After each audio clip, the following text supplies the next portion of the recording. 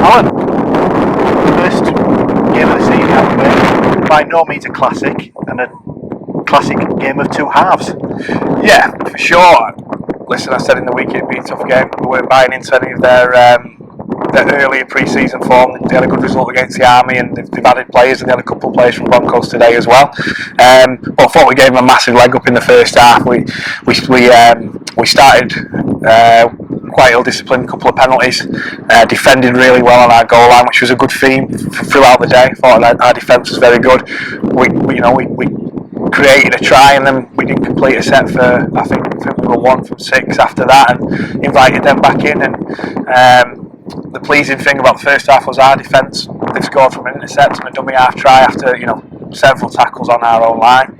It's a tough place to come. Round ones are all about getting the wins, and we did have a few words at half time, but nothing not too aggressive, or we knew where we were going wrong. We just needed to knock our sets out and play a little bit more direction through them, and the lads responded well second half, and really pleased. And our sort of completions and our footwork and how we were with the ball obviously led into their ill discipline and their missed time tackles, and we took advantage of that.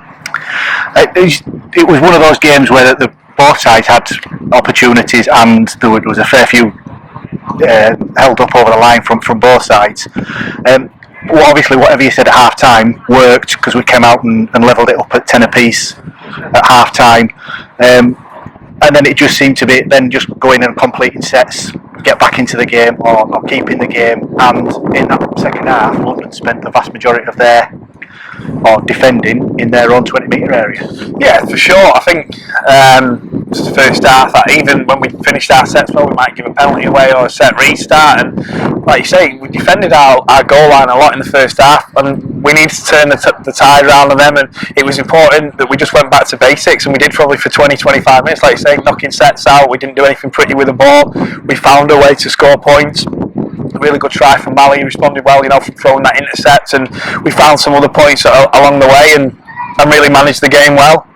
I thought at 10-10 I was pretty confident then that we'd get back into it, but there's always the off chance that they could come up with something. They're an unorthodox team. They've got some good athletes. They chip the ball. It's a pitch that they train on, so it's always going to be difficult up here, and probably the weather's come on us a little bit. Last time we played was February or early March in cold and sludge pitch, so today probably was a bit of a shock for our boys, especially first half after the travel. We know we need to be much better. We know we need to be a lot better than that if we're going to be competitive at the right end of the table. But the spin on that is we got the 2 points, and it's a tough place to come to. It's been a graveyard for some sides, and I'm sure that they'll have a decent home record this year as well if they replicate that performance. You trained on Thursday on a 4G pitch like the one that we've just played on. Obviously this type of pitch affects the bounce of the ball and those sorts of things. There was a couple of kicks that were put in by London, particularly in that first half, that did bounce in a way that we're not used to playing on grass.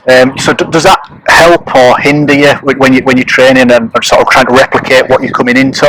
Well, yeah, I wanted us to train on a pitch similar to this because we were playing on it. We want to get our preparation right, and it helps us. It definitely helps us. But what doesn't help us is not putting kick pressure on the halfbacks, letting the halfbacks kick, and that's something that we again fixed up at half time. I just thought they had too much time to kick, and then it is a lot of room. That polo bounce, we had the sun in our eyes, the wind. So if we're not going to put pressure on the kick, we're going to put pressure on ourselves. And I said at half time, Jimmy's scooping the ball up and beating the first man every time. Imagine if they were putting in poorer kicks, or we're putting pressure on their kick. So there was lots of things that we didn't need to fix up. I thought our young lads stood up today. I thought Ethan was really good. He gave us that impact. Canberry as well, really good off the bench, and that gave us that lift. The back then, the second quarter, the first half was difficult for us. We were hanging on.